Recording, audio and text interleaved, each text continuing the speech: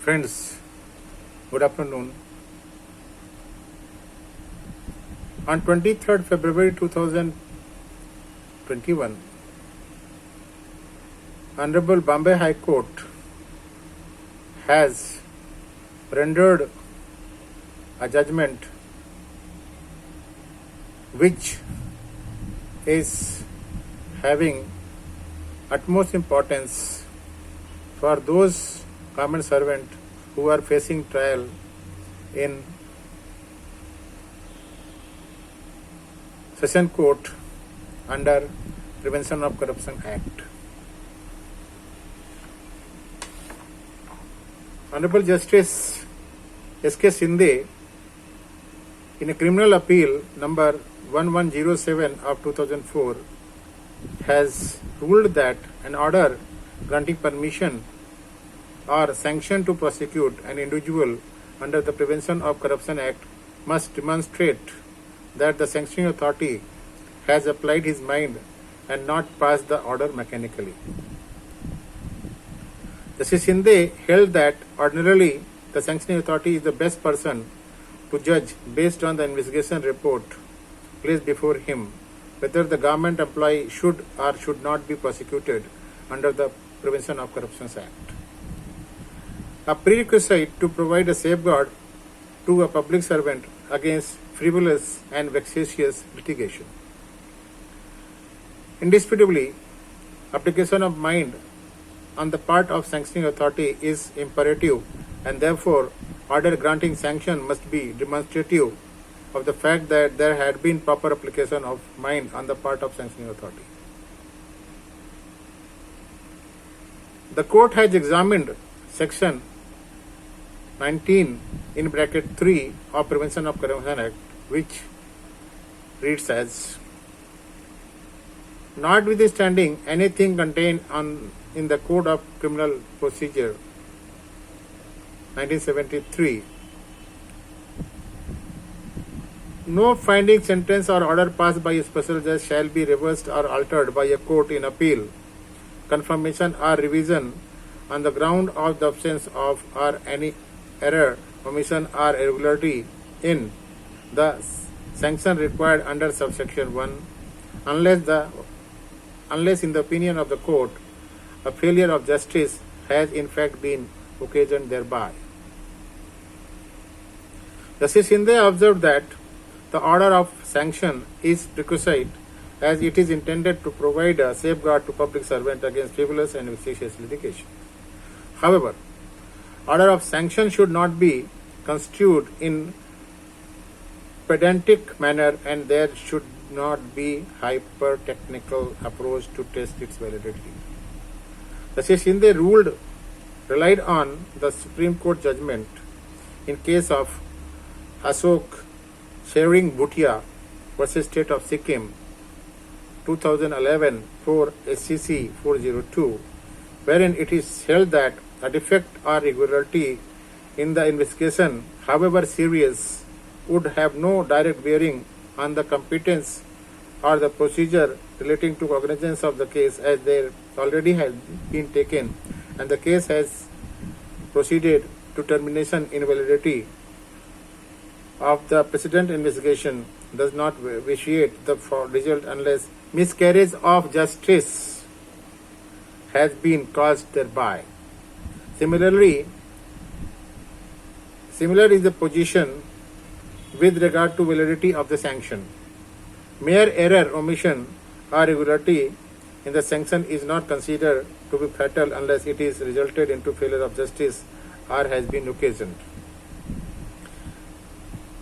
Justice Shinde further made the observation while acquitting a senior clerk from the Town Planning Authority in Pune, Maharashtra, convicted by the Court of Special Judge under the Prevention of Corruption Act, Pune, by judgment and the order dated 25th August 2004, passed in Special Court case number 25 of 2001 for the offences punishable under Section 7, 13(1)(d), read with Section 13(2) of the Prevention of Corruption Act, and sentenced to suffer rigorous imprisonment for 2 years and fine of rupees 5,000 in default to suffer rigorous imprisonment for 5 months separately for both the offences. It is against this conviction and sentence that the appeal was filed.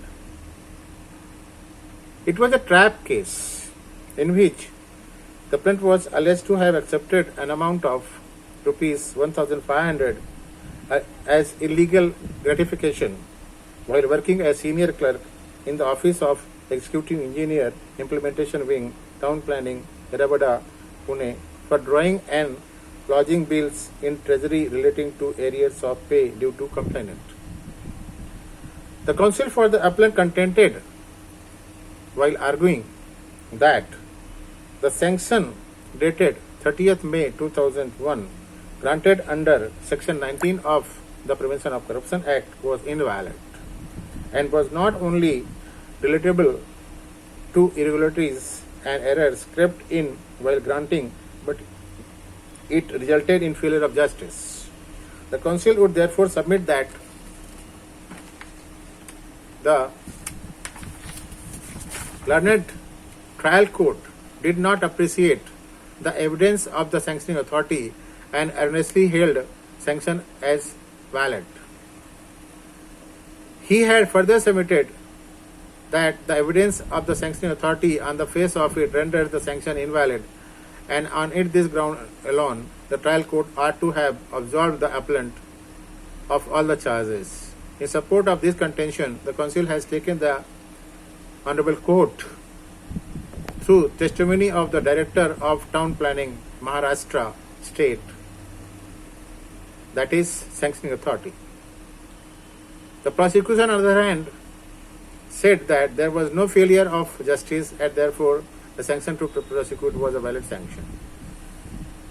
Honorable Justice K. Shinde observed that in the instant case, Sanctioning Authority plainly and simply put its signature on the draft sanction order by bringing out clerical mistakes. The direct cross-examination showed he did not even remember or recollect whether he had perused the documents forwarded to him by the prosecuting authorities. Justice Shinde observed that it appears that, and in the fact and situation and in consideration of the evidences, I do not hesitate to hold and conclude that the irregularities attached to the sanction order was not mere irregularity but gross in nature, and failure of justice has been occasioned thereby.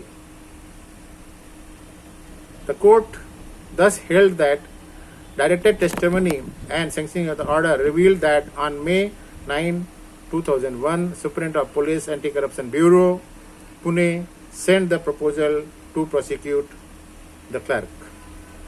The director, who considered the proposal only on 30th May 2001, admitted that the draft sanction order was prepared and drafted by two other officers independently, without his instruction. Moreover, the director did not remember if he had a chance to peruse the document forwarded by the Superintendent Anti-Corruption Branch. The court noted that only a few grammatical changes were made in the sanction order. The judge compared the draft sanction order with the final one, which was before trial court, and noted that the latter is merely a copy of the draft sanction order. Court thus concluded that upon reading the testimony of the sanctioning authority along with draft sanction and final sanction order, I hold the sanctioning authority did not independently apply its mind and while according the sanction. Now, why I have taken this case for this video is because it's my experience that sanctioning authorities are acting as mere postman. In customs, when an employee is booked by CBI, the draft sanction order is forwarded by CBI or it's brought by its inspector to the sanctioning authority, that is Commissioner of Customs, and that Commissioner of Customs merely sign on the sanction order without applying its mind. I have taken up this issue in a case before trial court, but trial court never bothered to look at the draft sanction order of CBI.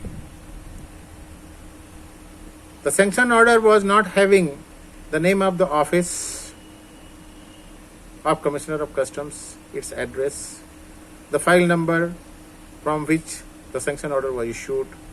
Even the date was not mentioned on this. On the face of it, it appeared that the sanction order is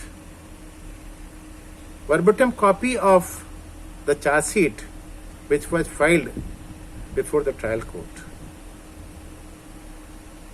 I have appealed against this order of the trial court before High Court and eagerly waiting for the hearing of the case.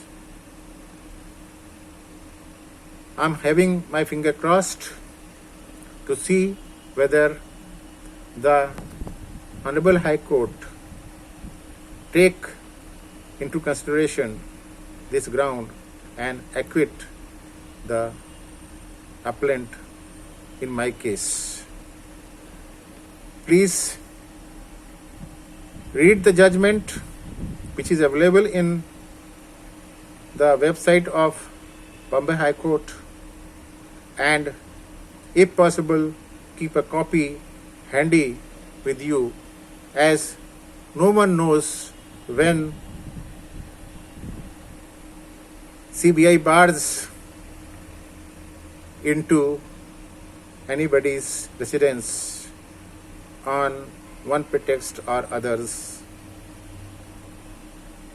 Good luck. Thank you. Bye.